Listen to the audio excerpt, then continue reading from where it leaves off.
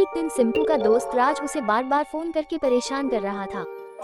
लेकिन तभी सिंपू को दरवाजे से किसी के चिल्लाने की आवाज आती है और फिर सिंपू दरवाजा खोलने जा ही रहा होता है कि चिल्लाने की आवाज और तेज हो जाती है और सिंपू दरवाजा खोलकर देखता है कि उसका दोस्त राज आया है और उससे कहता है कि वो आ रहा है और वो उसके पीछे पड़ा है। और सिंपू को कुछ समझ नहीं आ रहा था और वो राज से पूछता है कि कौन आ रहा है, लेकिन तभी उन दोनों को दरवाजा खटखटाने की आवाज आती है और राज डरकर सिंपू के कमरे में जाकर छुप जाता है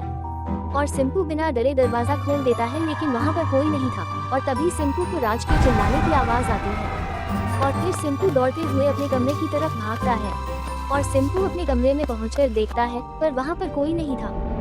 लेकिन जैसे ही सिंपू की नजर खिड़की पर पड़ती है तो वो देखता है कि उसका दोस्त राज अजीब तरीके से गायब हो रहा है और सिंपू का दोस्त राज सिंपू के फोन में कैद हो जाता है और सिंपू को कुछ समझ नहीं आ रहा था कि राज उसके फोन में कैसे आखिर